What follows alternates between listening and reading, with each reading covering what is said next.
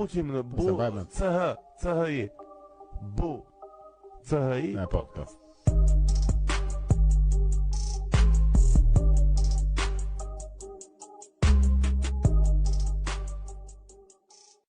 Super fare. Mirë se erdhe. Në Buçi Podcast, shumë faleminderit që e gjete kohën të flasim për këtë temë relativisht themi pa dashur të vëmë epitete e njerëzve të tjerë, po unë mendoj se është një temë që duhet folur jashtëzakonisht shumë dhe flitet jashtëzakonisht pak, edhe në shumicën e kohës në atyre personave që mundohen të flasin e të thonë diçka, ju vjen dhe epitete të ndryshme, sidomos në periudha, le të themi, pak të cunguara, siç ishte periudha e pandemisë që e kaluam, le të themi, relativisht. Përpara se të futemi, do doja të merrja pak kohë vetëm për të bërë një prezantim të shkurtër për dëgjuesit dhe shikuesit kush është Erion Dasho dhe me çfarë bën, me çfarë merret, kualifikime etj. Faleminderit për ftesën, Blaon. Unë jam mjek okulist. Prej 10 vjetësh kam lënë pas praktikën klinike, nuk praktikoj më si mjek oftalmolog ose okulist, dhe jam dedikuar digitalizimit në sistemin shëndetësor. Në fillim kam punuar në lindjen e mesme, kryesisht duke u marrë me projekte të mëdha digitalizimi spitalesh. Më pas kam kaluar në një karrierë ndërkombëtare, për ku kam zbatuar programe të ndihmës së qeverisë gjermane për vende të ndryshme të botës, përsëri në fushën e digitalizimit dhe të politikave dhe menaxhimit shëndetësor. Prej një viti e gjysmë tashmë punoj për një tjetër kompani këtu në Gjermani. Përsëri fokus është digitalizimi, tani me një fokus me një objekt pak të ndryshëm. Objekti është sistemi shëndetësor gjerman, i cili në vitet e fundit ka filluar të pësoj atë që quhet transformimi digital, dhe kompania ku unë punoj, grupi jemi punës, jemi të fokusuar në sjelljen e metodave dhe aplikacioneve të inteligjencës artificiale në spitalet gjermane dhe jo vetëm në spitale, po në krejt sistemin shëndetësor gjerman. Siç e thash, kemi krijuar dhe një metodologji për afrimi ndaj aplikacioneve të inteligjencës artificiale, qoftë asaj që quhet inteligjenca artificiale klasike ose inteligjenca tabulare, dhe inteligjencës artificiale më të avancuar, ajo që bazohet në metoda të ngjashme me ChatGPT, pra modelet e gjuhës, ato që quhen large language models, generative AI dhe aplikacionet e tyre në kontekstin e shërbimit shëndetësor. Pra është një prej inovacioneve të fundit dhe një nga prej parafrimeve më inovative që është duke ndodhur për momentin në sistemin shëndetësor në gjithë botën, dhe detyra ime dhe ekipit është që këto inovacione i sjellim dhe në sistemin shëndetësor gjerman. Si po shkon puna, është pak e vështirë gjithmonë për ne të tjerë që jemi larg fushës, jemi jashtë fushës, domethënë, për cilën një farë lloje rezistence nga sistemi gjerman vet janë njerëz pak sa le të themi rezistent kundër ndryshimit, dhe është edhe një shaka ose meme e digitalizimit gjerman, duke filluar nga Merkeli edhe ma hamendja se sidomos me administratën publike, për bashki e mini bashki, domethënë vërtet është e ndjeshme se sa pas janë duke u krahasuar me të tjera. Është e njëjta gjë në mjeksi, apo aty janë vërtet më të hapur për sa i përket ndryshimit dhe futjes së digitalizimit? Tani duhet kemi parasysh pak karakteristikat gjermane, ku një prej të cilave dhe një prej karakteristikave dominuese të shoqërisë gjermane është siguria. Pra, para se gjermanët në secilën fushë të jetës të hedhin një hap, ata duan të jenë të sigurt dhe në përgjithësi njihen gjermanët si popull që kanë frikë nga dështimi. Nuk kanë për ezemp për afrimin e amerikanëve, të cilët nuk i tremben dështimeve dhe dështimin e shikojnë thjesht si një, nëse i referojmë dhe një thënie të famshme të Edisonit, i cili thuhej se në një prej shpikjeve të veta dështoi me 10 për të mos thënë 100 herë, dhe Edisoni në një shprehje ka përmbledhur të gjitha të parafrimin amerikan, që dështimi është thjesht një mënyrë për të treguar se si nuk funksionon diçka, por detyra ime është të gjej në fund se si ta bëj atë të funksionojë. Fatkeqësisht në Gjermani, ose jo fatkeqësisht, po gjermanët e kanë një tjetër parafrim, ata mundohen që të kenë sa më pak rreziqe, sa më pak dështime, dhe për këtë arsye mendohen shumë para se të hedhin një hap.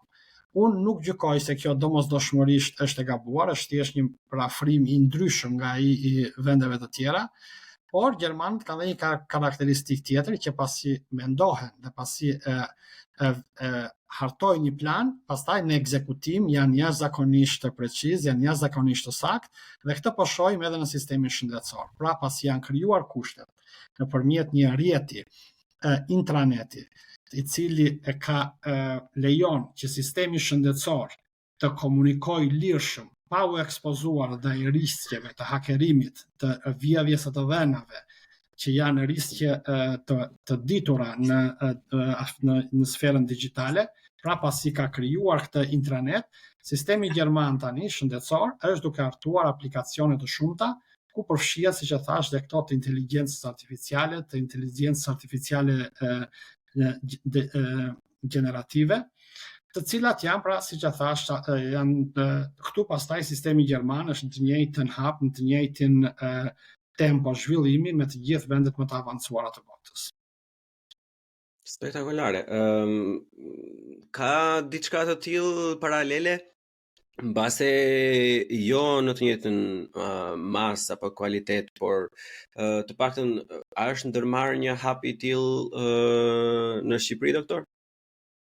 Fatkeqësisht në Shqipërinë kemi shumë demagogji, Bleon. Në Shqipërinë kemi shumë dëshira, kemi politikanë të cilët flasin, po kryesisht flasin me atë që quhet wishful thinking. Pra ata shohin inteligjencën artificiale të jetë një parafrim transformues për shumë fusha të jetës, dhe menjëherë flasin se edhe në Shqipëri shohin një shqiptare si Mira Murati që është duke patur sukses dhe është një nga thought leaders, një nga ata që janë duke ndikuar në mënyrën se si inteligjenca artificiale po aplikohet në çdo fushë të mendimit dhe të veprimit në nivel botëror, dhe mendojnë dhe harrojnë se Mira Murati është duke zhvilluar dhe është duke kontribuar, por në një shoqëri si shoqëria amerikane, ku parakushtet janë plotësuar prej dekadash. Ne në Shqipëri kemi një sistem e-Albania, i cili është një sistem i ndërtuar në mënyrë amatoreske.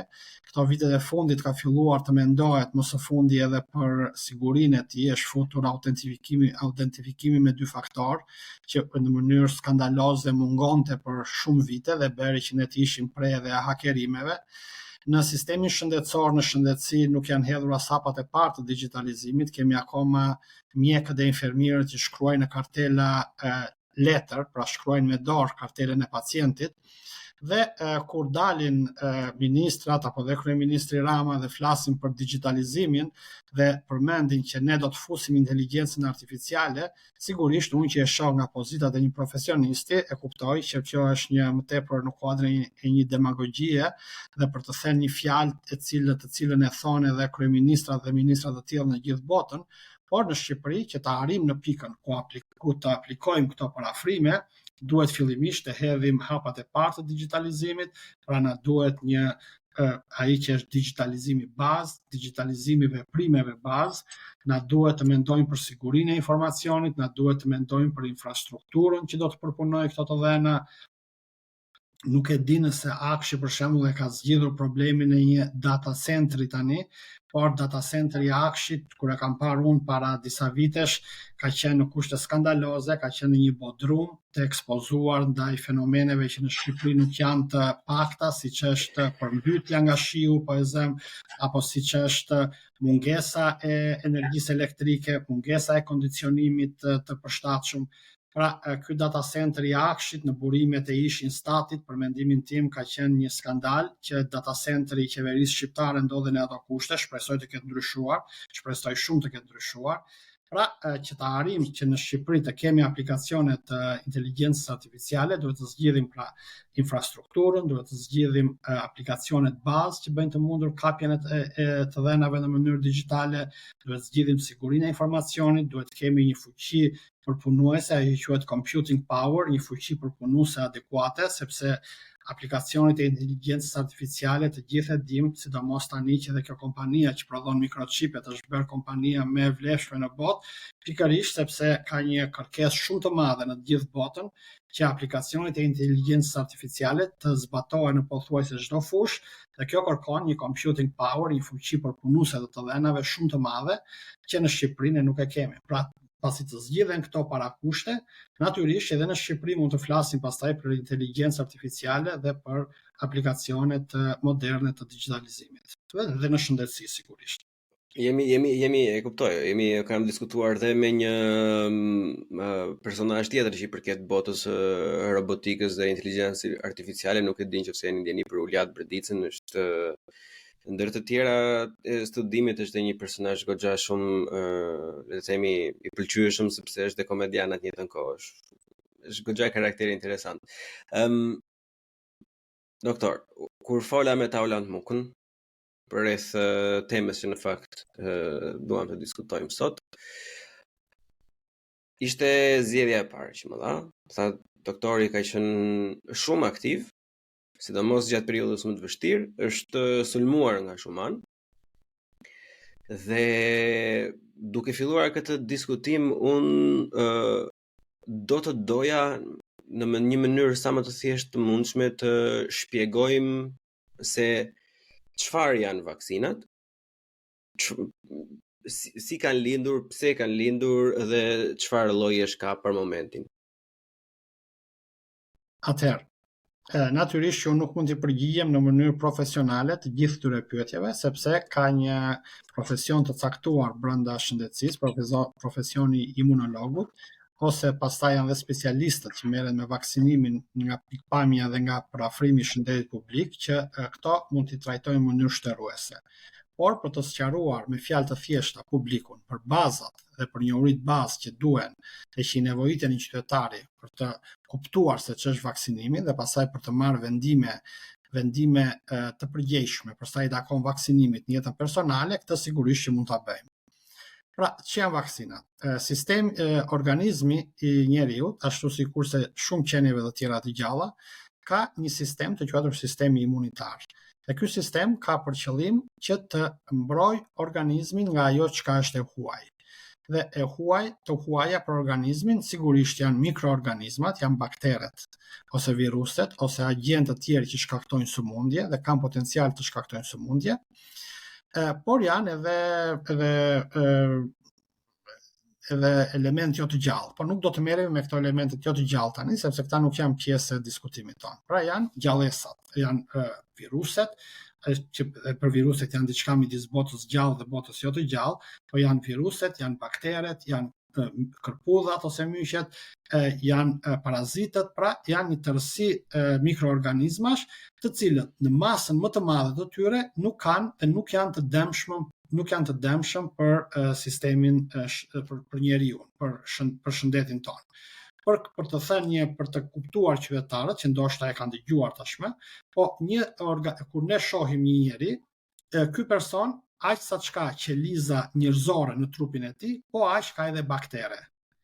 Pra, bëhet fjalë që ne, dhe sidomos në aparatin tonë të tretjes, kryesisht në zor, ne kemi një numër bakteresh aq të lartë sa numri i tyre është i barabartë me numrin e qelizave njerëzore që kemi. Dhe kjo ka marrë kohët e fundit një vëmendje shumë të madhe në mjeksi, ku shumë trajtime bashkëkohore, sidomos edhe në fushën e trajtimit të tumoreve, bazohen tek ndërveprimi i organizmit njerëzor me mikroorganizmat që jetojnë në trupin e njeriut. Këto janë të padëmshme dhe këto organizmi i njeriut është mësuar që të bashkëjetojë me to, dhe sidomos ato ndodhen në zor, janë të veçuara nga mukoza e zorës prej qarkullimit gjakut dhe prej asaj që është pjesa më substanciale e trupit të njeriut dhe përpasoj organizmi i toleron këto sepse ka një marrëdhënie reciproke ndihme. Pra, me kalimin e viteve dhe çdo ditë që kalon më tepër, ne mësojmë shumë më tepër rreth dobisë që flora bakteriale, që këto mikroorganizma kanë për shëndetin tonë. Pra, janë pjesë e pasgjithshme e shëndetit tonë. Kur vjen puna pastaj tek qarkullimi i gjakut, kur vjen puna tek ajo çka është organizmi ynë per se, këtu ka një organizmi këtu nuk e toleron pranin e diçkaje që është e huaj. Pra nëse një bakter hyn në qarkullimin e gjakut dhe ka potencial që të fillojë të shumohet aty, organizmi menjëherë e lufton duke munduar ta asgjësojë atë ose ta nxjerrë jashtë organizmit. E njëjta gjë vlen për viruset, për parazitët, për myket, pra për çdo mikroorganizëm i cili arrin të hyjë në qarkullimin e gjakut dhe në brendësi duke kaluar barierat e ndryshme që mbrojnë qarkullimin e gjakut nga pjesa e jashtme dhe nga mjedisi. Dhe ai sistem që është përgjegjës për të luftuar çdo gjë të huaj që hyn në qarkullimin e gjakut është sistemi imunitar. Është një sistem shumë kompleks i cili bazohet tek ndërveprimi i qelizave dhe i transmetuesve të ndryshëm të sinjaleve. Këtë natyrisht që unë ta thash, këtu nuk mund të hyjmë në detaje sepse e para nuk i shërbejmë asaj që i ka nevojë të dëgjojë publiku dhe e dyta unë nuk jam domosdoshmërisht personi më i kualifikuar për të folur për këto mekanizma kaq kompleks dhe dhe një pjesë shumë të madhe ende të panjohur, janë duke u zbuluar gjithmonë më tepër se si funksionojnë. Ajo çka duhet të di publiku është kjo, që ky sistem mbrojtës, sistemi imunitar, është ndërtuar në mënyrë kaq që është përsosur me evolucionin në mënyrë kaq fine, saqë ka krijuar edhe mekanizmat e vet të memorjes. Pra, nëse hyn një virus, bakter, myk ose parazit në trupin e njerëzit dhe sistemi imunitar arrin ta luftojë me sukses, krijohet një memorie imunologjike në një tip të caktuar qelizash që në një farë mënyre mund ta themi mbajnë mend agentin sëmundje shkaktues dhe kur ky agent sëmundje shkaktues hyn sërish në organizëm, organizmi nuk bën gjë tjetër veç se i thërret këtyre qelizave memorie dhe përgjigjja e dytë ndaj këtij patogeni është shumë më efektive, shumë më e shkurtër dhe në pjesën më të madhe të rasteve kalon pa shenja të sëmundjes. Pra, kjo e bën sistemin imun shumë efektiv që, siç e thash, erën e dytë dhe erën e tretë të një agresivitetit të njëjtit patogen, lufta kundër tij të jetë shumë më e shkurtër, shumë më efektive. Sigurisht që edhe bota e gjallë, ashtu sikur se ka zhvilluar organizmi i njeriu mekanizme mbrojtje, ashtu zhvillon edhe bota e gjallë mekanizma sulmi. Pra, viruset janë të njohur që ndryshojnë shumë, sepse janë ato mutacionet që quhen, dhe ndryshimi bën që kur ky virus hyn herën e dytë, ky sistem imun, nëse bëjmë një paralelizëm me atë botën që shohim, është sikur sheh një person që pas shumë vitesh dhe thua, mos është i njëjti apo ka ndryshuar. Pikërisht duke ndryshuar sadopak bakteri ose virusi, bën që sistemi imun ta njohë më me vështirësi herën e dytë.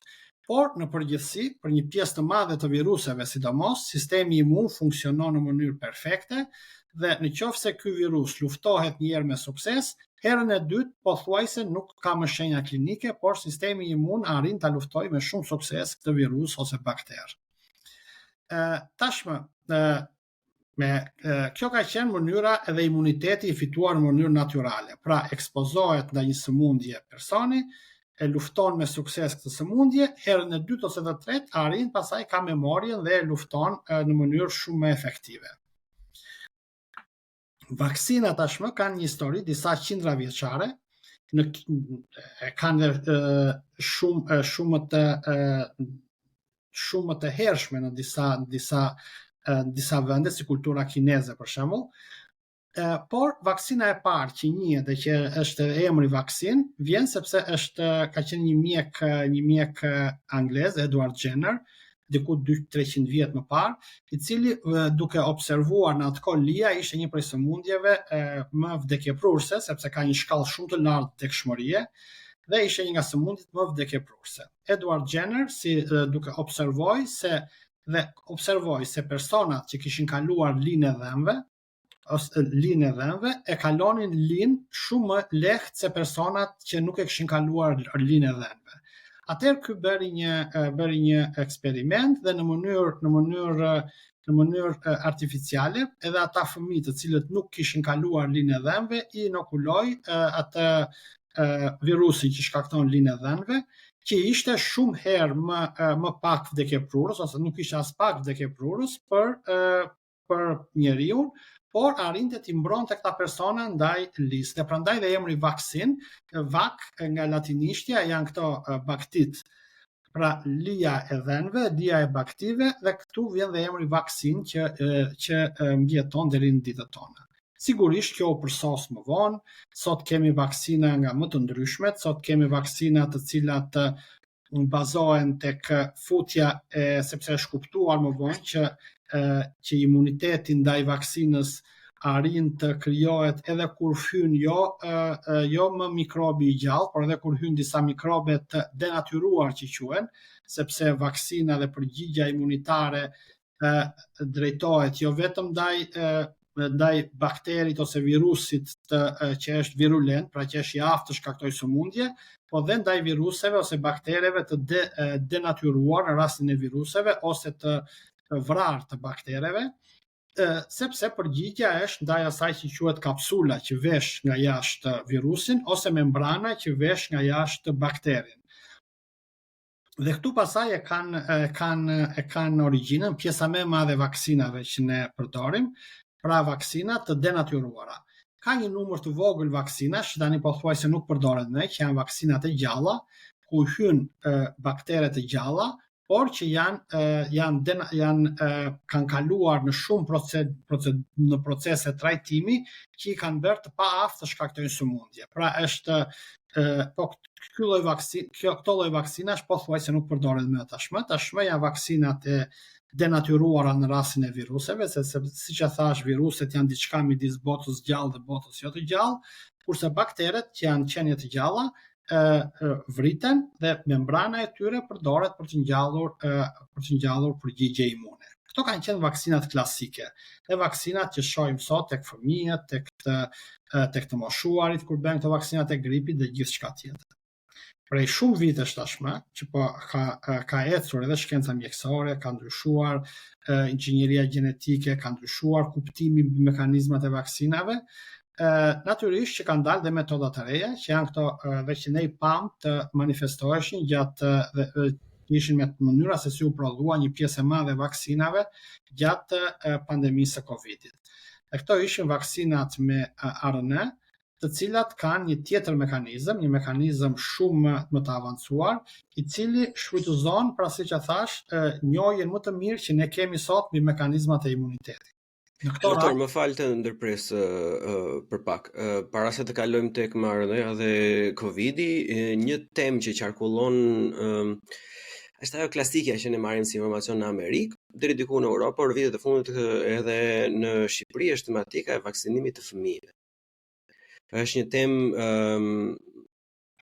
shumë komplekse, shumë e pakuptueshme për publikun, me sa e perceptoj unë, dhe ka një ndarje thuajse distopike të polarizuar kur është një pjesë shumë e madhe e prindërve që me do e mos duan t'ja bëjmë vaksinat 1 orë më përpara, domethënë që të kaloj si problem.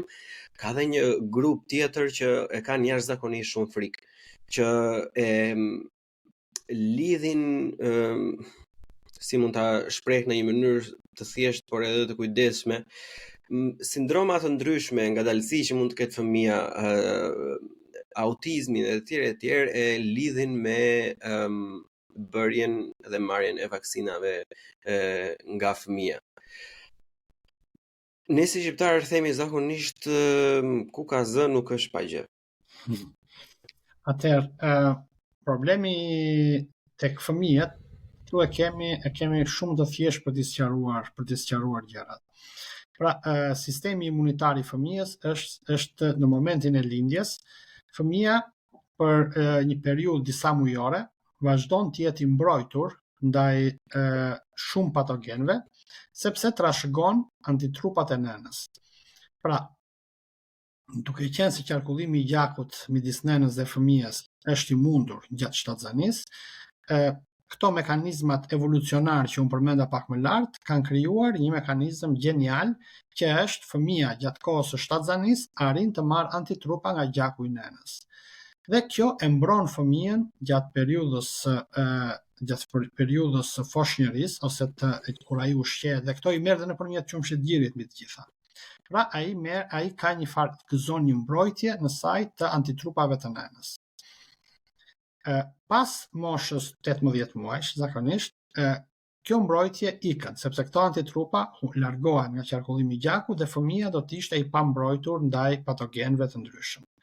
Pikërisht këtu e kam bazën të gjitha ato vaksina që merren gjatë moshës së laktacionit, pra gjatë moshës ushqyerjes me gjë, nga momenti I lindjes deri në moshën 1 vjeçare. Fëmijët vaksinohen ndaj të gjitha atyre patogenëve, sëmundje shkaktues, që janë diku tek 10-12 të tillë, që janë patogenët që qarkullojnë më shpesh dhe që janë të aftë të shkaktojnë dhe kanë shkaktuar gjatë historisë njerëzore epidemi dhe pandemi. Kemi fruthin, rubeolën, kollën e mirë, kemi sëmundje, kemi tetanozin, kemi difterin, kemi poliomelitin, kemi virusin sincitial respirator tani, pra janë diku tek rreth 10-12 patogen, ndaj të cilëve fëmija vaksinohet sipas një kalendari të detyrueshëm vaksinimi. Në të gjitha këto vaksina, bëjmë fjalë për janë ato vaksinat klasike, të krijuara ose me viruse të denatyruar ose me baktere të vrarë dhe pjesë të bakterit, janë të aftë të japin një mbulesë, të japin një përgjigje imune shumë të mirë dhe I mbrojnë fëmijët nga të gjithë këto sëmundje.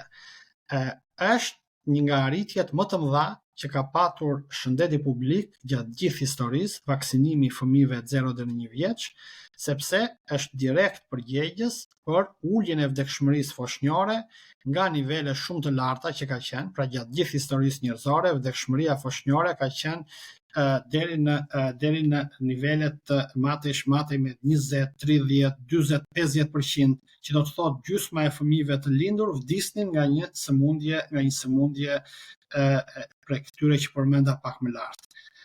Vaksinimi ka bërë që sot vdekshmëria foshnjore nuk matet me përqindje, por matet me përmi. Pra është në pjesën më të madhe të vendeve të Evropës 2, 3, 4 përmi. Në Shqipëri që kemi sot një vëmendje relativisht të ulët ndaj problemeve, është diku tek 8 ose 9 përmi. Ka qenë deri para pak viteve dhe 10 përmi, që është një shifër shumë e lartë, por që prap jemi në shifra kuptohet. Dhe kjo I dedikohet pothuajse në masën më të madhe vaksinimit të fëmijëve për sa I takon të gjithë këtyre patogenëve që unë përmenda më lart. Pra, të kuptohemi që vaksinimi është një nga masat e shëndetit publik më të rëndësishme dhe nuk është kjo që e them unë, apo e thot doktor Taulanti, apo e thon ekspertët, këtë e thot historia e zhvillimit njerëzimit, këtë e tregon rritja ulja e numrit të fëmijëve që humbin jetën si pasojë sëmundjeve infektive. Kjo e tregon praktika. Dhe këtu nuk ka asnjë lloj diskutimi dhe këtu nuk ka duhet të ketë asnjë lloj dyshimi. Kemi patur shumë teori konspirative, duke patur parasysh edhe fenomene që ndodhin të pa ndikuar nga vaksinimi, sepse në shëndetin publik dhe në shëndetësinë e përdorim një shprehje që edhe doktor Taulanti e ka shumë qef, lidhja nuk do të thotë shkaktësi. Pra fakti që dy fenomene ndodhin nuk do të thotë që njëri shkakton tjetrin. Pra vaksinimit janë munduar t'i veshin shumë fenomene të dëmshme që nuk kanë asnjë lidhje me vaksinimin. Deri e kanë akuzuar për rritje të numrit të fëmijëve autik si pasojë vaksinave dhe atyre teoricienëve të teorive konspirative çfarë nuk u shkon ndërmend pasaj. Ajo që mund të them është se të gjithë është e provuar, është shkencore, është e ditur, pra që vaksinimi jo vetëm që sigurisht që asnjë procedurë mjekësore nuk është me zero riskje, por riskjet që mund të ketë vaksinimi në krahasim me përfitimet nga vaksinimi janë një fraksion i neglizhueshëm, fare i vogël dhe pothuajse nuk njihen efekte anësore që të kenë rrezik për jetën të vaksinave që përdoren në moshën e fëmijërisë. Dhe po ashtu efektet anësore që në mënyrë konspirative i vishën vaksinimit nuk kanë asnjë bazë shkencore dhe janë të provuara tashmë që janë, e thash edhe një herë, janë komplet në domenin e teorive konspirative dhe pa asnjë bazë shkencore dhe pa asnjë dhe të palidhura me ndonjë prej hetimeve të shumta shkencore që bëhen në vazhdimësi apo monitorimit të frekuencës, të ndodhshmërisë të efekteve anësore, të efekteve të padëshirueshme, pra ato që quhen real world data, ato që quhen kërkime shkencore, të gjithë kanë provuar në mënyrë të padiskutueshme sigurinë dhe efektivitetin e vaksinave. Pra mund të themi për sa i përket vaksinave të fëmijëve, që në predominancë janë vaksinat e tipit klasik, siç ju e përshkruat dhe e shpjeguat më përpara, janë jo vetëm të domosdoshme, por të mira dhe tashmë pjesë decisive e çdo le të themi sistemi të shëndetit publik në të gjithë botën e përparuar. Mund ta bëra pyetje në fakt doktor për të vetmi fakt sepse edhe në rrethet e mia të ngushta në fakt kam pasur disa individ që thoshin në momenti që i kam bërë vaksinën fëmijës, fëmia më përpara qeshte, gëzonte, lëvizte, pastaj nuk ishte më shumë energji. Ishte një muaj si themi në shqip beot, nuk bënte asnjë gjë, thjesht rinte, domethënë as qeshte, as gëzonte, as luante. Jo po ka dhimbje, nuk ha mjaftueshëm etj. Dhe duhet ta kuptoni për shembull se një inxhinier si puna ime nuk ka asnjë lloj ideje se si mund të funksionon. Okej, un kam për kuriozitetin tim un kam lexuar disa gjëra, domethënë kam një mendim paksa të formuar, por për një normal, për shembull, që nuk e ka pasur interesin të harxoj kohë nga jeta ose nga koha e tij e lirë, është thjesht të biesh në kurthin e teorive konspirative, sepse fundja ne jemi njerëz dhe kërkojmë gjithmonë një rrugdalje, kërkojmë gjithmonë një arsye dhe si në çdo fushë tjetër të jetës, kur këto paketohen në mënyra shumë të thjeshta që e ka fajin ky, vë gishtin direkt me një vend, duhet ta pranojmë që është diçka shumë appealing, është shumë e thjeshtë për çdo person, domethënë që të besoj ose pjesërisht ose plotësisht diçka të tillë. Çfarë mund të thuhet për këto simptoma ose pseudosimptoma ose thjesht vëzhgime që prindrit apo të afërmit mund t'i bëjnë fëmijës në periudhën e vaksinimit? Që mos të bie dhe unë në kursin tënd Bleon, kjo është ajo pyetje që unë e përmenda pak më lart, është një temë të cilën nuk i kam të gjithë kualifikimet e duhura për të trajtuar. Nëse duhet të hysh kësaj teme në themel, duhet të ftosh një mjek pediatër, neonat, një mjek pediatër dhe që kryesisht mjekët pediatër janë të specializuar edhe për atë çka ndodh me fëmijët 0-1 vjeç, për problemet e mirëritjes tyre, efekteve afatshkurtra pas vaksinimit.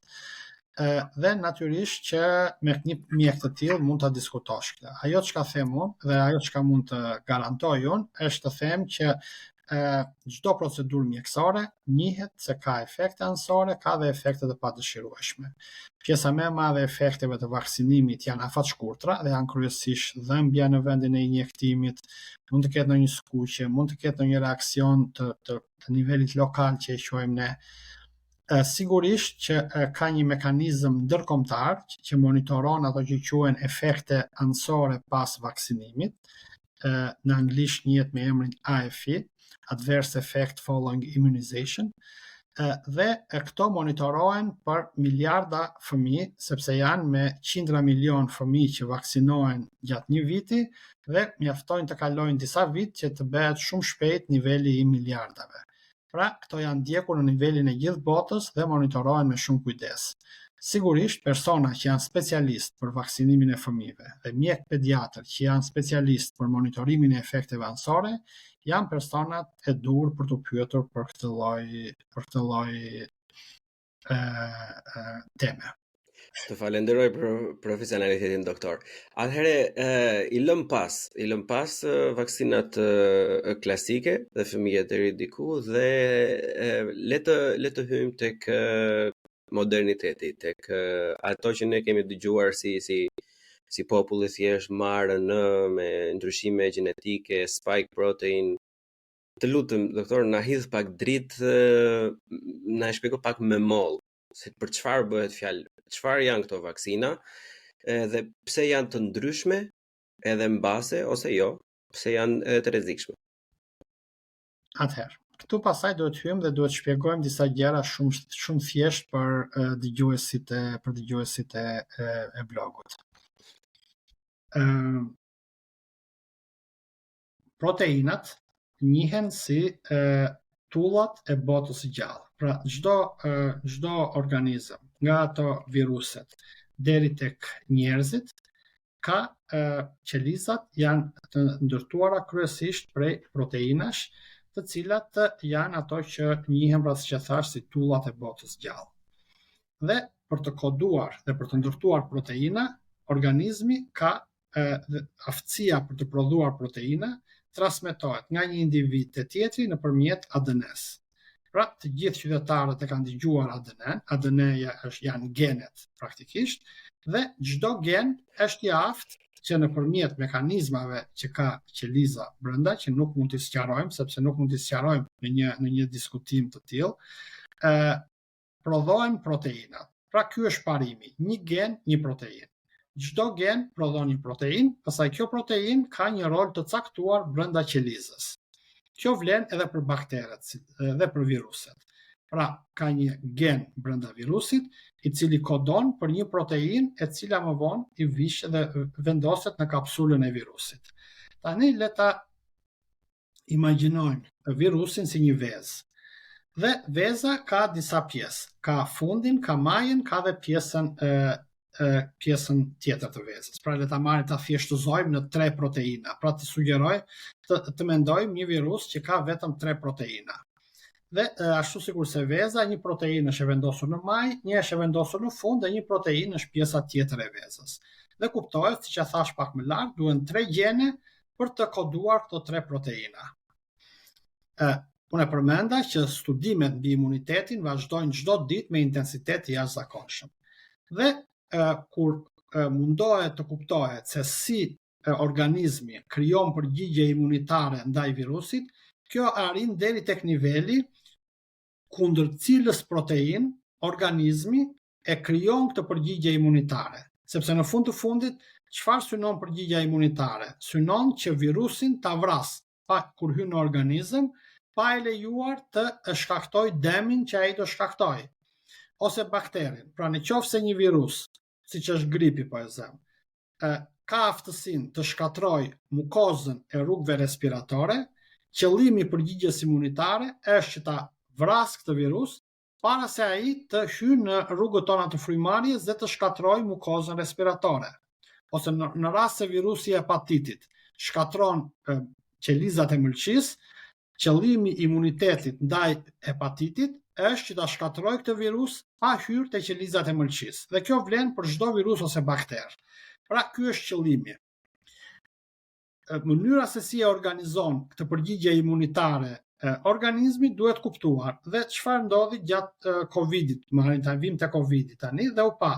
Nëse ai virusi Covidit, që tham për thjeshtësi imagjinate, imagjinojmë si një vezë me 3 proteina. Një e ka në majë, një e ka në fund dhe një e ka në pjesën e mezit.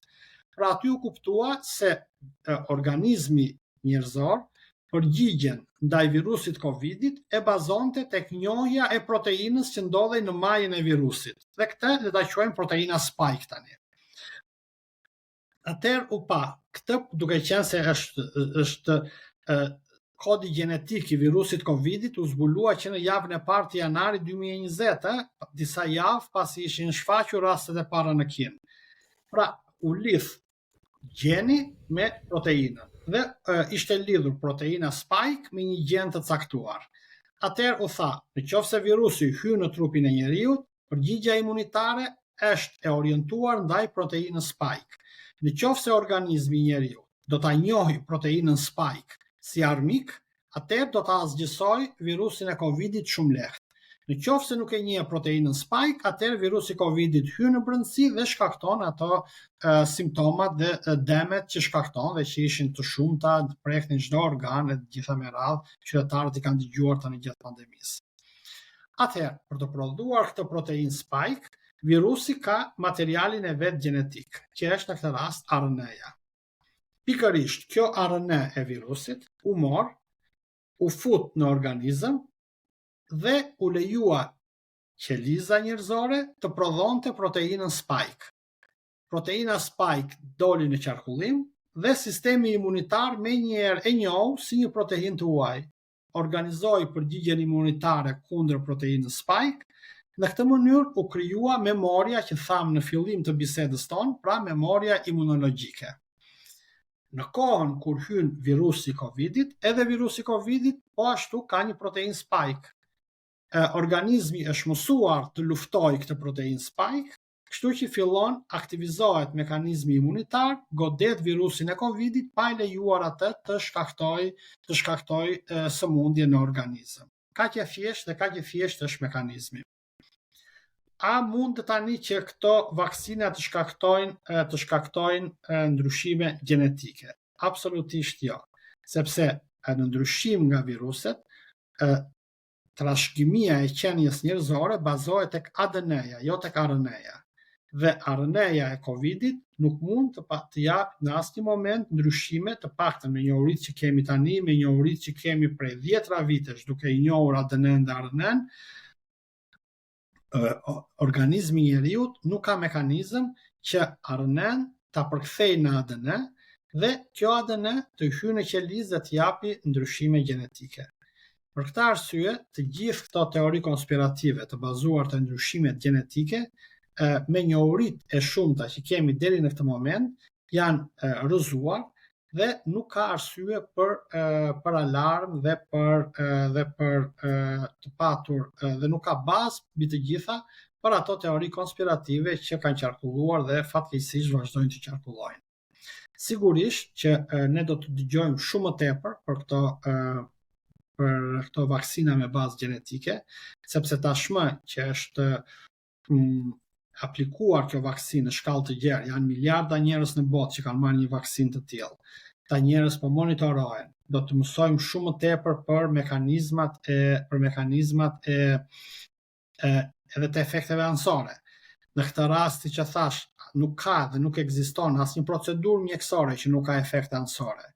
Por e përsëris edhe një herë, kur ne aplikojmë një procedurë mjekësore, ballafaqojmë përfitimet me rreziqet. Dhe nëse përfitimet I kalojnë në rreziqet, sigurisht që procedura hyn në praktikën klinike dhe aplikohet në masë.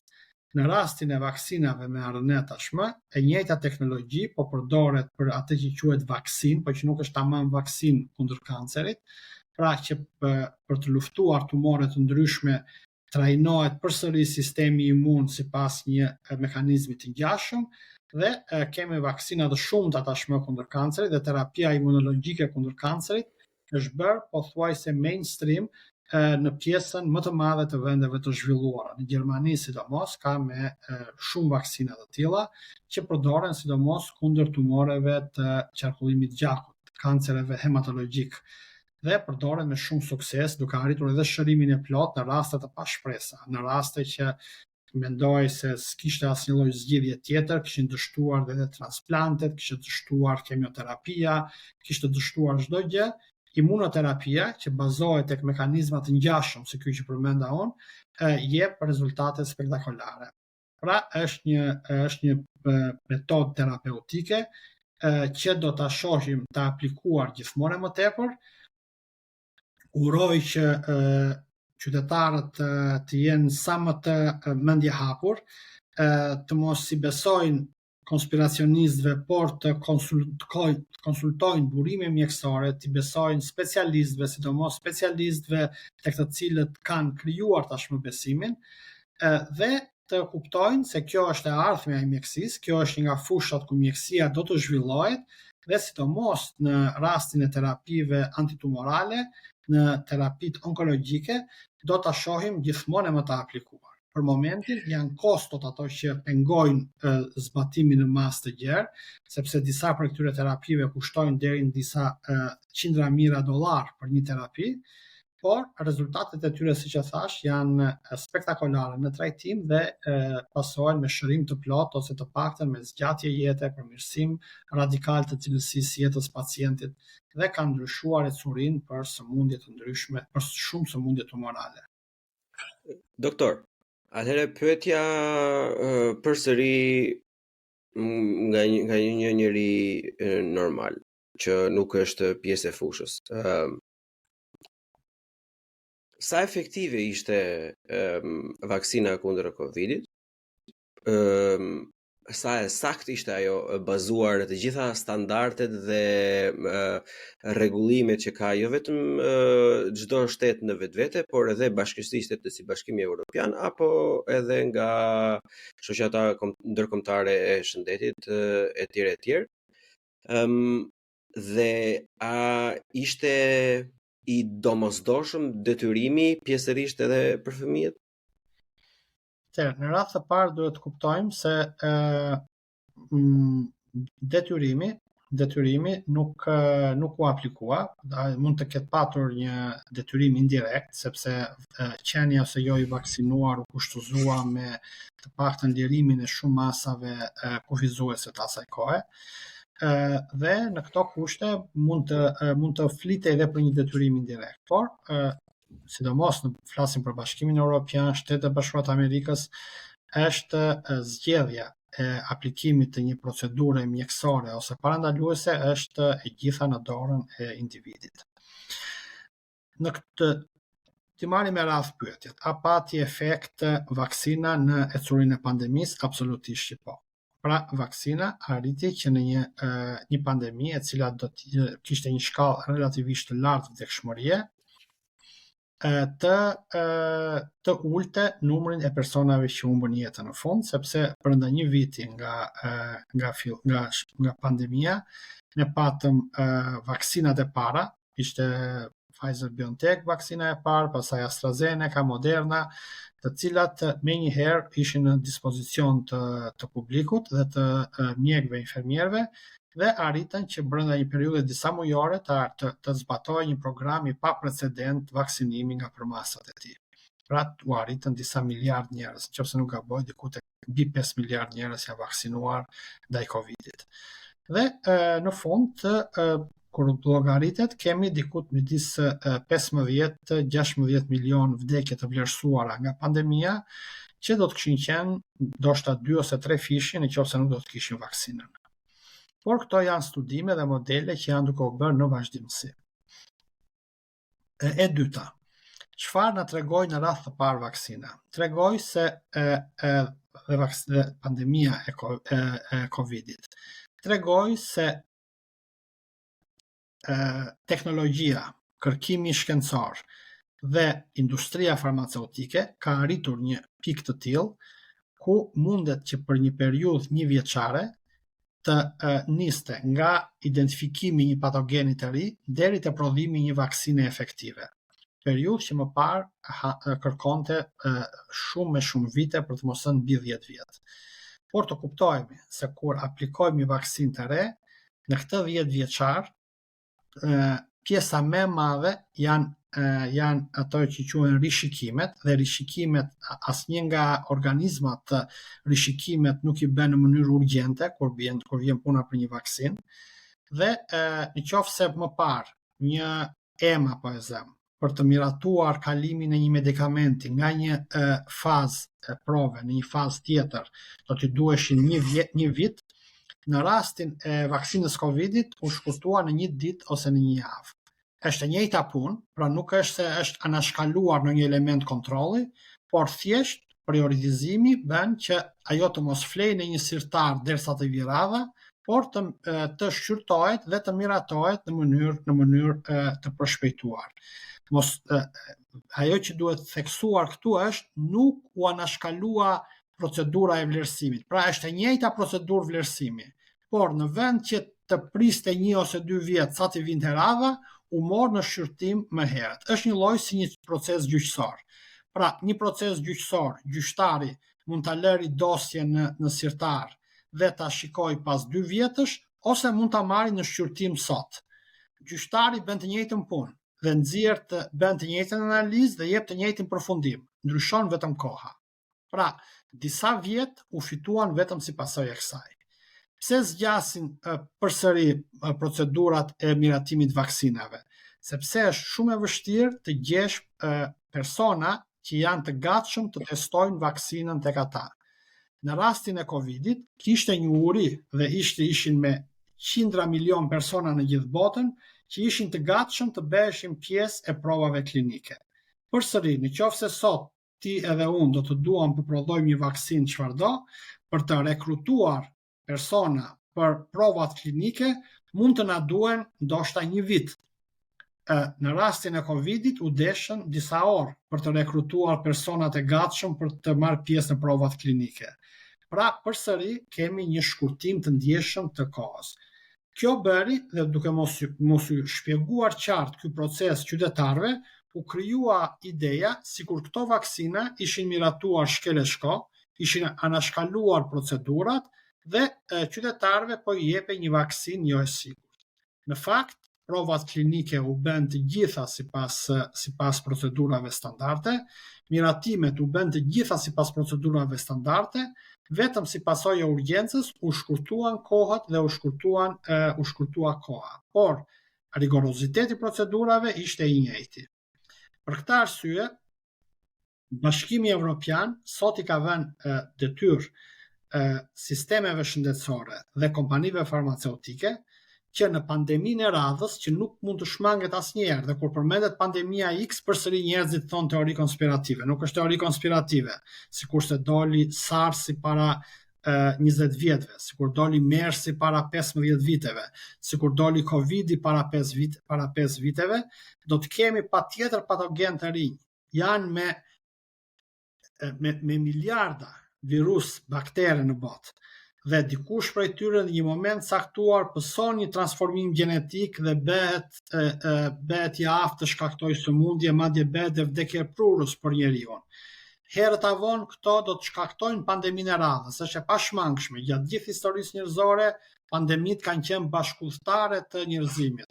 Në kohën e sotshme, kur bota është kaq e lidhur, kur kemi me 10 milion persona që udhtojnë çdo ditë, është e pamundur që një patogen që shfaqet sot në Afrikë të mos arrijë në gjithë botën brenda pak ditëve ose brenda pak javëve.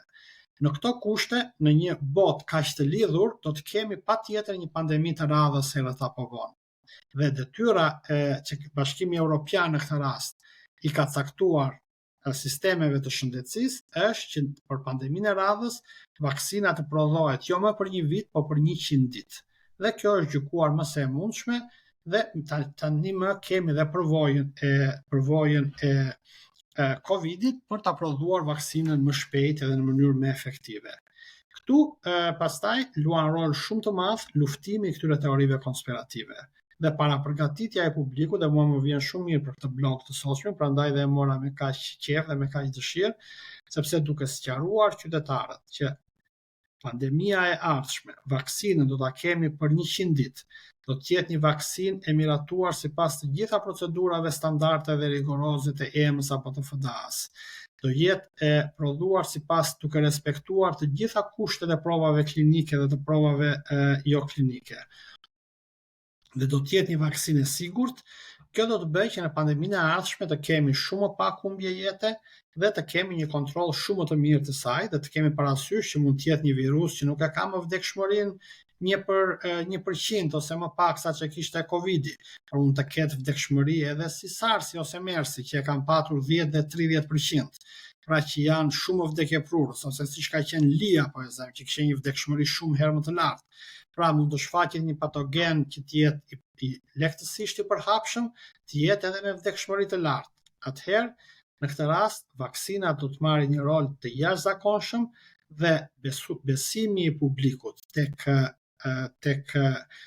fuqia e shkencës dhe te dobia e vaksinimit përkundër teorive konspirative do të jetë thelbësor për të luftuar me efektivitet dhe me efektivitet, se kjo është fjala e duhur, pandeminë e radhës.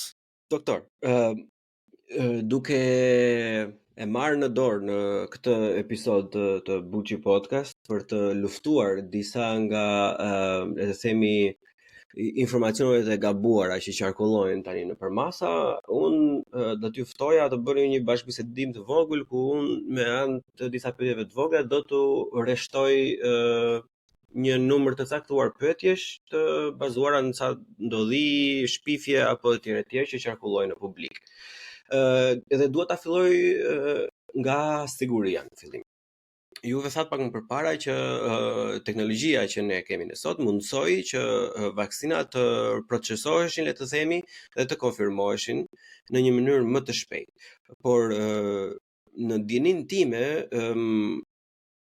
vaksina e parë e brandit Johnson & Johnson dhe para 1 muaj apo 2 muaj, të më falësh se nuk e mbaj mend kohën eksakte, dhe vaksina AstraZeneca është hequr nga tregu për shkak të dëmeve që shkaktonte trupi i njeriut dhe duke vazhduar për pjesën e dëmeve, unë marr rastin tim tash konkret. A e beson Bleoni që vaksina shkakton infertilitet? Jo. Ama çfarë unë as nuk e besoj, po as nuk e besoj, është problematika muskulare në vendin e aplikimit të vaksinës. 1, mpiksje e gjakut, 2, edhe miokarditis në Atëherë, të gjitha vaksinat kishin efekte anësore, Bleon, kush më shumë, kush më pak. Efektet anësore të vaksinës AstraZeneca janë më të shprehura, më të shpeshta dhe më të rrezikshme në krahasim me vaksinat e Pfizer, BioNTech dhe Modernës. Dhe për këtë arsye, tashmë që emergjenca e Covidit ka kaluar, nuk ka arsye sepse të ofrohen vaksina që dihet që kanë një shkallë më të lartë efekte anësore. Kjo është arsye që vaksinat tashmë janë të analizuar, efektet anësore të gjitha vaksinave, dhe ato që janë vaksinat më të sigurta vazhdojnë të jenë në përdorim, ato që janë vaksinat më pak të sigurta, po gjithsesi shumë më pak të rrezikshme se sa vetë sëmundja, ato janë të hequr nga qarkullimi. Pyetjen ta bëra, doktor, për të vetmin arsye, sepse shiko, unë e kuptoj që masës, duam apo s'duam ne, duhet jepet një drejtim. Do të thënë me apo pa kulisa, me apo pa frerë, do të thënë diku duhet të drejtohet masa që të arrihet, le të themi, numri i dëshiruar dhe efekti i dëshiruar. Por ne jetojmë në një botë që në fakt nuk është gjithmonë në dorën e doktorëve dhe specialistëve dhe imunologëve, por është edhe në dorën e politikanëve, biznesmenëve, kapitalistëve apo personave që kanë agjenda të ndryshme.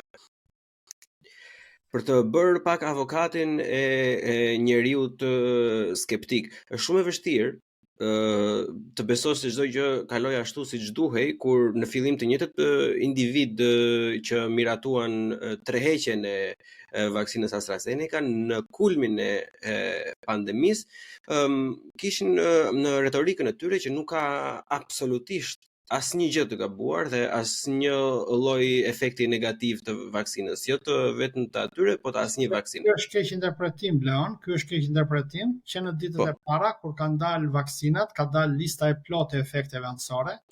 madje transparenca i dha shkas edhe shumë teorive konspirative, në qoftë se bani mend, kur ka dalë vaksina e Pfizer-BioNTech, ka patur një listë 10 faqe me efekte të mundshme anësore, sepse çdo efekt anësor i mundshëm është listuar aty. Por disa prej efekteve anësore kishin një shkallë ndodhshmërie më të ulët se 1 për 1 milion ose 1 për 10 milion. Në këto kushte, asnjëherë nuk është mohuar nga askush që vaksinat kanë efekte anësore. Të gjitha vaksinat kanë efekte anësore. Ajo që me vendimin në fund merret duke krahasuar efektet anësore të vaksinës me pasojat e sëmundjes. Dhe për sa kohë që efektet anësore të sëmundjes të vaksinave janë shumë më të pakta se efektet dhe pasojat e sëmundjes, vaksinat miratohen. Në kushte kur kërkohet të imunizohej një popullsi prej disa miliard personash, mund të toleroheshin edhe vaksina me efekte anësore pak më të shprehura se të tjerat. Sot, kur emergjenca ka kaluar, është luksi që nga vaksinat të zgjedhim vetëm ato që janë më pak të dëmshmet. Dhe pikërisht kjo zgjedhje është bërë sot dhe janë përzgjedhur vaksina e Modernës dhe e Pfizer-BioNTech-ut si më pak të dëmshmet. Nesër, nëse do të dalë një vaksinë me më pak akoma efekte anësore, jam i bindur që ajo vaksinë do të pranohet. Unë e përmenda pak më lart, në të kaluarën, janë përdorur edhe vaksina me baktere të gjallë. Vaksina të cilat pothuajse nuk përdoren më sot, sepse bakteri gjallë jep efekte anësore shumë të shprehura se bakteri i vrarë. Në këto kushte, qytetarët janë të bindur që në qoftë se nesër do të ketë një vaksinë me më pak efekte anësore se Pfizer-BioNTech-u, kjo vaksinë do të jetë vaksina që do të përdoret në rastin e imunizimit për Covid, dhe Pfizer-BioNTech ndoshta dhe ajo do të tërhiqet nga tregu. Pra ky është parimi i mjekësisë. Parimi i mjekësisë është që në çdo moment përdorim medikamentin më efikas dhe më pak efekte anësore ose efekte të padëshiruara. Këtu pastaj, natyrisht që roli korporatave, roli kompanive farmaceutike, këto janë çështje që i kalojnë ato dimensionet e një diskutimi si ky yni sot, por për këtë arsye shoqëria ka mekanizmat e vet rregullator. Pra ekziston Pfizer, ekziston BioNTech, ekziston Johnson & Johnson, po ekziston edhe EMA. EMA është një organizëm që ka për detyrë të mbrojë shëndetin e qytetarëve evropian. Pfizer mund të ketë me 10 produkte që do t'i hedhë në treg për të rritur fitimet e veta ose sepse ka bindje që këto produkte i shërbejnë shëndetit dhe jetës. Është detyra e EMA-s që t'i analizojë këto produkte dhe të miratojë ose jo ato. Pra, qytetarët evropian janë të bindur dhe qytetarët gjerman janë të bindur se EMA, Robert Koch Institute, Paul Ehrlich Institute mbrojnë interesin e qytetarëve përkundrejt qoftë industrisë farmaceutike, qoftë mekanizmave të lobingut. Atëherë, për sa i përket industrisë farmaceutike, në mënyrë aktive pasive e saktë apo e gabuar, ne pam edhe mes aktorëve të ndryshëm të Big Pharma, siç quhet nga ai krah i njerëzve, edhe një luftë të brendshme. Ekzistonte një numër mbase më i vogël, por jo i papërfillshëm, i mjekëve, staf mjekësor apo shkencëtarëve të ndryshme që besonin në trajtime të ndryshme nga vaksina e Covidit, më i famshmi që ka bërë bujën si për mirë edhe ashtu për keq, që më shumë për keq, ka qenë produkti i Ivermectin, që me sa jam unë dieni, është një produkt i përdorur në biliona raste në të gjithë botën, që ka fituar edhe çmim Nobel. Ju lutem të më korrigjoni nëse jam gabim. Në momentin kur disa persona që kishin, le të themi, një farë influencë mediatike e hodhën këtë si ide, ata janë demonizuar, është komplet discarded si persona të çmendur që po vënë në rrezik të gjithë popularitetin, madje kaloi deri në atë farë pike. Ne jemi pak larg, ne në Europë gëzojmë në fakt një farë, siç e juve përmendët pak më sipër, një besueshmëri më të lartë, por edhe një, le të themi, çlidhje nga e institucioneve kontrolluese nga institucionet prodhuese siç janë kompanitë farmaceutike. E njëjta gjë nuk është në Amerikë, të paktën në perceptimin e publikut, dhe në shumë raste, domethënë produkte të tilla që janë shumë të përdorura, të testuara ndër vite, kaluan nga një produkt që i jepej pa recetë në një produkt që i jepej me recetë dhe që nuk të lejoheshin që mjek ishin. Këtu duhet të kemi parasysh dy gjëra. Po. Sëmundjet virusale, ku bën pjesë Covidi, dhe sëmundjet bakteriale. Sëmundjet shkaktohen nga bakteret, ndaj tyre ekziston antibiotikët, të cilët kanë një shkallë shumë të lartë suksesi në luftën ndaj baktereve edhe kur personi është i sëmurë. Pra, mund të preket sot individi nga një sëmundje bakteriale, merr antibiotik dhe shërohet, sepse bakteret kryesisht veprojnë jashtë qelizës. Janë në mjediset jashtë qelizore. Viruset janë patogen brenda qelizor. Pra që virusi të jap efektet e veta, duhet hyrë në qelizë, të marrë në kontroll qelizën dhe aty virusi arrin të realizojë shumëzimin e vet. Në qoftë se për bakteret ekzistojnë antibiotikët dhe vaksinat kundër baktereve janë relativisht më pak të efektshme, në rastin e viruseve është e kundërta. Duke qenë se virusi vepron në brendësi të qelizës, ka shumë pak ose në rastin e viruseve të caktuara nuk ekziston asnjë preparat i njohur antiviral. Por vaksinat janë shumë më të efektshme se vaksinat ndaj baktereve. Kjo është situata e mjekësisë sot siç e njohim. Në këto kushte, askush nuk ka në EMA, në FDA apo në organet e tjera, nuk ka njerëz kriminal të cilët ta dinë që një medikament jep efekt dhe ta shmangin përdorimin e këtij medikamenti për qytetarët ose për të sëmurët. Kjo do të ishte krim kundër njerëzimit. Dhe në EMA, në FDA dhe kudo ka mjek të tillë dhe autoritetet të tillë moral që nuk do ta bënin kurrë një gjë të tillë. Të gjitha ato medikamente që u propozuan gjatë pandemisë si medikamentet çuditëbërëse ndaj virusit, pjesa më e madhe e tyre rezultuan të paefektshme, ashtu sikurse ka rezultuar në rastin e pothuajse çdo sëmundje tjetër virusale. Kemi shumë pak preparate, siç mund të ishte për shembull Tamiflu, siç mund të ishte për shembull acikloviri për lloje caktuara virusësh. Pra që janë shumë pak preparate, ose siç janë preparate të shumta që ekzistojnë kundër virusit HIV, që shkakton AIDS-in. Pra kemi shumë pak preparate që janë në gjendje të luftojnë me sukses një sëmundje virusale.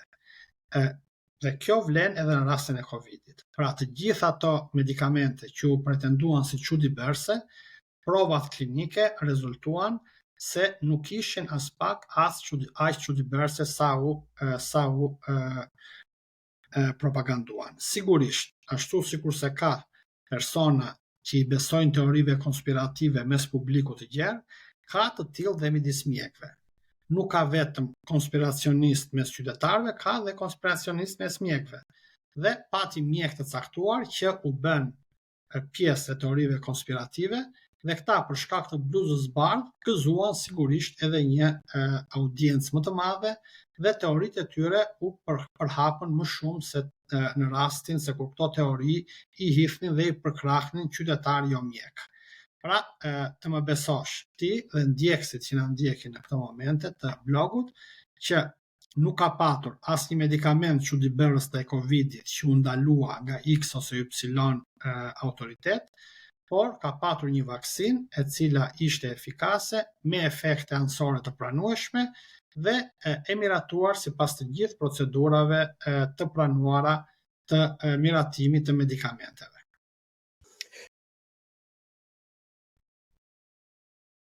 Është e qartë, por le të hidhemi pak në pjesën që i përket më pak shkencës, më pak gjës eksakte dhe mjekësisë dhe më shumë. Minuta, Bleon, unë kam edhe 2-3 minuta, më duhet të kaloj pastaj në një takim tjetër. Kështu që të mundohemi ta mbyllim pak a shumë, të arrijmë në konkluzione të bisedës. Patjetër. Ndrojmë më gjatë. Patjetër. Atëherë do ta përmbledh shumë shkurtimisht.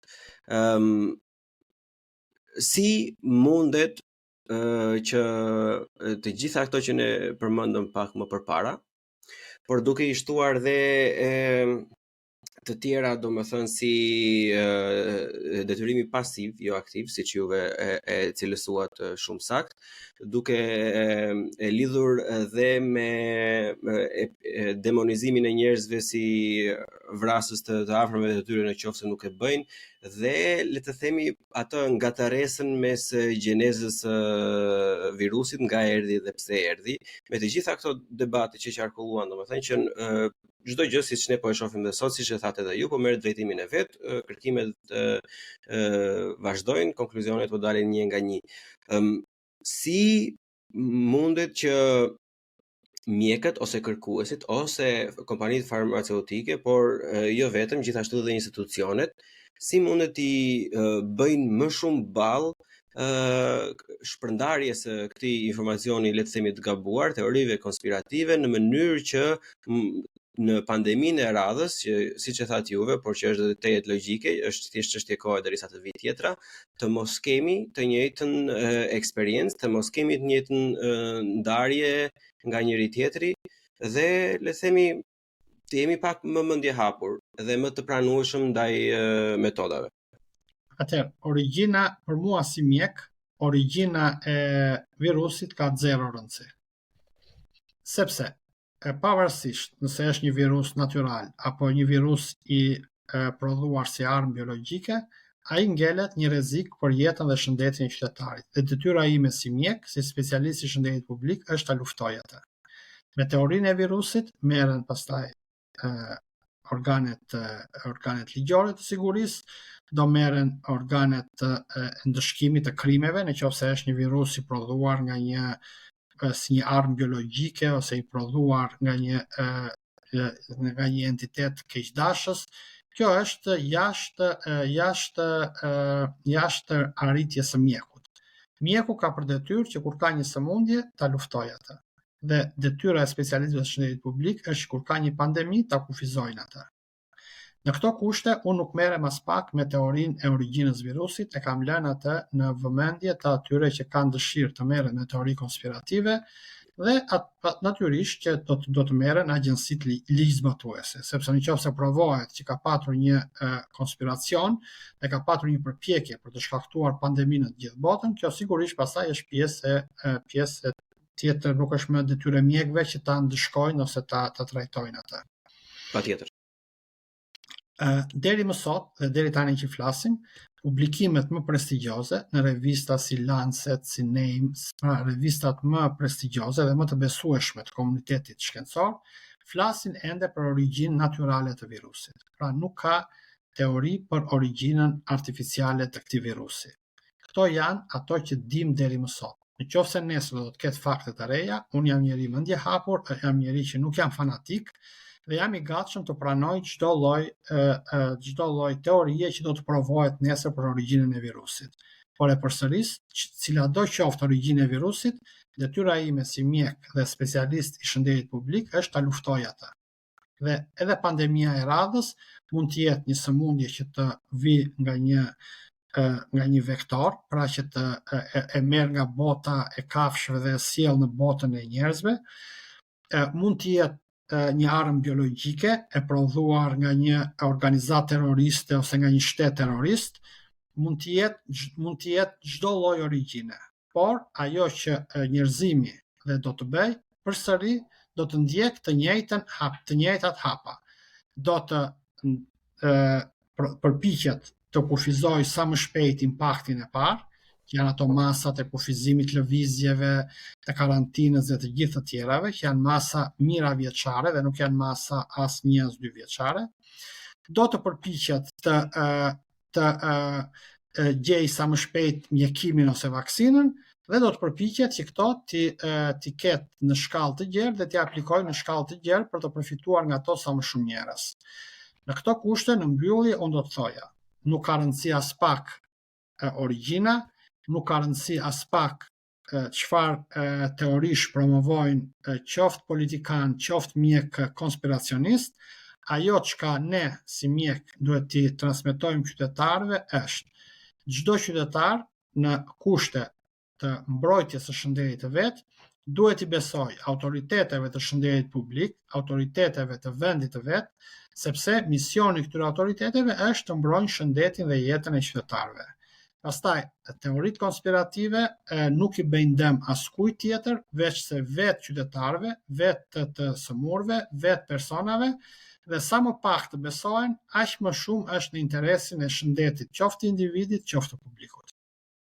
Doktor, keni qenë vërtet shumë shpjegues, shumë iluminues dhe shumë informues si për mua, por jam i bindur edhe për shumicën e dëgjuesve. Unë ju falenderoj përzemërsisht për kohën tuaj dhe uroj suksese në të gjitha ndërmarrjet e ardhme tuaja. Faleminderit ju për ftesën, Bleon, të uroj ditë mirë. Gjithashtu, miru pafshim. Buqim në bu, CHI, bu, CHI,